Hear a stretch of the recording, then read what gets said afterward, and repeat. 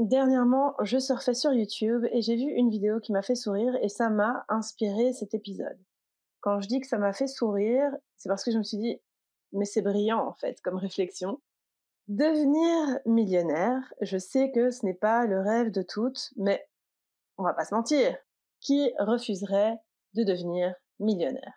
En soi, je dois t'annoncer qu'on devrait à peu près toutes générer le million à un moment ou à un autre de notre vie.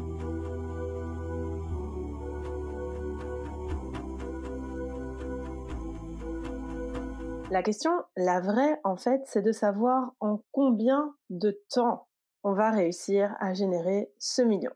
Et oui, le piège résidait ici. Alors si tu n'as pas suivi le fond de mon raisonnement et de ma pensée, laisse-moi reprendre depuis le début pour toi. Mais avant toute chose, j'ai un petit happy disclaimer à te faire. Vouloir gagner 1000, 10 000 ou même 100 000 euros par mois, tout est OK. Ce qu'il faut retenir, c'est qu'atteindre chacun de ces montants de façon mensuelle, premièrement, c'est possible, mais surtout, ce qui compte vraiment, ce qui est primordial et qui au final n'a absolument aucun prix, c'est de te sentir libre. Sérieusement, tu vas jamais entrer dans une boutique où un joli petit présentoir te proposera d'acheter la liberté en échange de tel ou tel nombre d'euros ou de dollars.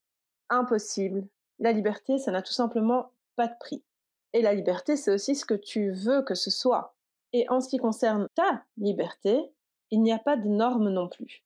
Par exemple, tu peux te sentir libre avec l'équivalent d'un salaire, mais en étant enfin ta propre patronne, tu disposerais de ton temps comme tu l'entends, sans mauvais jeu de mots, tu modulerais ton agenda et tes activités comme tu le souhaiterais, etc.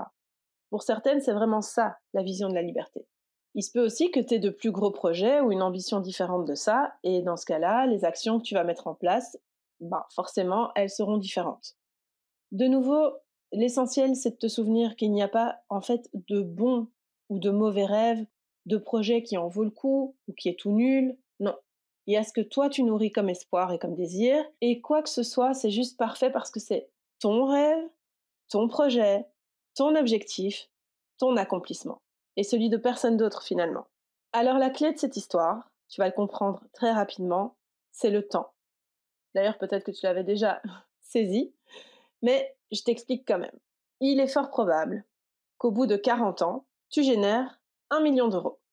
Ça veut dire qu'au fil du temps, tu es parvenu à gagner ce montant-là. Mais est-ce que ça veut dire pour autant que ça fera de toi une millionnaire? Non, parce que tu n'as plus ce million. Tu as réussi à l'atteindre, à générer ce montant-là, mais tu n'en disposes plus, donc forcément, on ne peut pas dire que tu es millionnaire.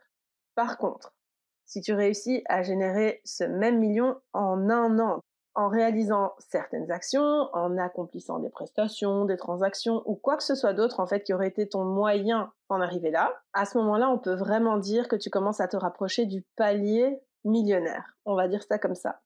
Et finalement, tu l'auras compris, si tu parviens à faire ce même montant en un mois et à le conserver, entre guillemets, d'une certaine manière, donc en réalisant une épargne, un placement ou un investissement, de toute façon légiféré, et que tu parviens à reproduire ce schéma sur la durée, alors oui, ma sista, à ce moment-là, on pourra dire que tu es millionnaire. C'est d'ailleurs tout ce que je te souhaite. Est-ce que dans ces trois cas, il s'agit du même million dont on parle?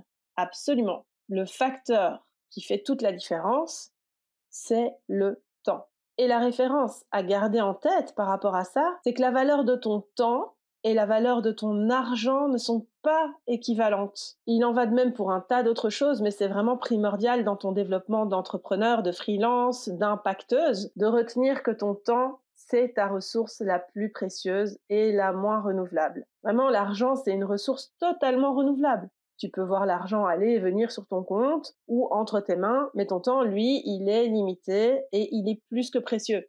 Personne ne pourra te donner du temps, te vendre du temps, ni même t'en acheter si tu souhaitais le vendre. Et dans ta quête vers la réussite et l'accomplissement professionnel, c'est vraiment indispensable de penser à la façon dont tu décides de dépenser ton temps afin qu'il soit respecté.